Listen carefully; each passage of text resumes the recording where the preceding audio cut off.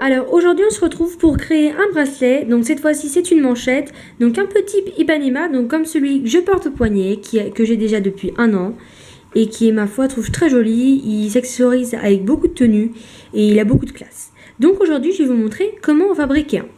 Donc pour le matériel, on va avoir besoin de la colle, du colle spécial bijoux, d'un mètre ou un mètre de ruban, ce que vous voulez pour qu'on puisse mesurer les rubans, d'un ciseau pour les couper, de rubans évidemment, donc normalement ça se vend en mercerie, mais vous en avez sans doute peut-être chez vous, je ne sais pas, comme vous voulez. Vous en prenez normalement 20 cm, puis après on fera en fonction du poignet de la personne à qui vous l'offrez. Alors moi j'ai pris le signe infini pour passer dans un des rubans, par exemple le rose. Le fermoir à aimant, voilà, donc type Ipanema tout simplement, qui se trouve en magasin.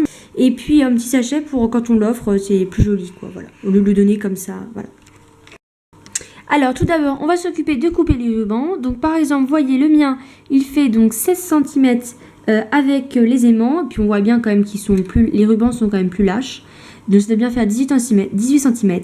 Donc je vous conseille de faire à peu près une vingtaine de centimètres, vous voyez. Vous les rentrez sans les coller dans les aimants. Puis vous voyez si c'est à peu près pour un poignet standard ou pas.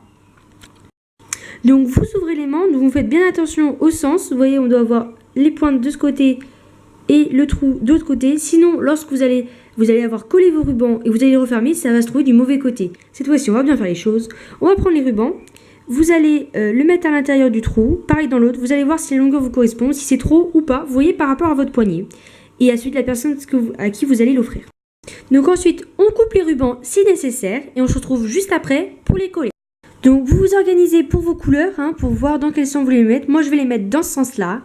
Après, on voit évidemment qu'ils sont plus d'un côté. On les superposera un petit peu. Moi, je trouve que ça donne un effet sympa, comme sur le mien, où on voit que j'avais un peu superposé lui sur les deux autres. Enfin, voilà, ça donne un côté sympa. Donc d'abord, vous passez votre cycle infini ou votre breloque. Vous la passez dans celui que vous voulez. Moi, je vais le mettre dans celui-là, qui est plus résistant que les deux autres. Voilà, vous le mettez d'abord sur le ruban. Et puis après, on va coller d'un côté grâce à la colle. Donc vous en mettez sur le ruban, puis ils vont le coller, vous le mettez bien jusqu'au fond. S'il y a besoin, vous prenez un cure-dent pour vraiment appuyer à l'intérieur. Donc vous prenez votre ruban, vous mettez de la colle à ce niveau-là et vous allez le coller à l'intérieur ici. Donc voilà, on l'encolle là-dedans et puis avec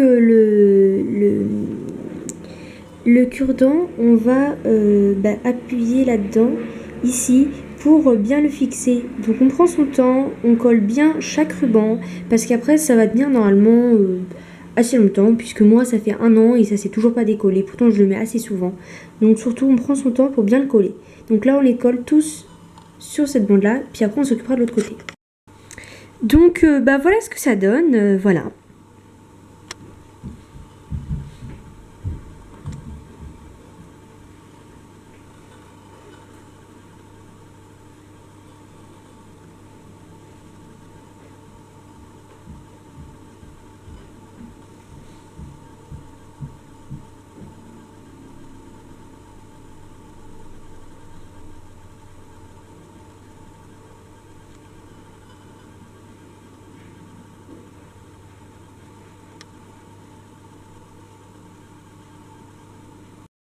Et donc je vous conseille, avant de le mettre, pour être sûr qu'il ne se détache pas la première fois que vous le mettez, d'attendre au moins une journée vraiment, au moins 24 heures. 2 jours vraiment pour les plus patientes, puis pour vraiment que ce soit bien sec, que ça tienne bien.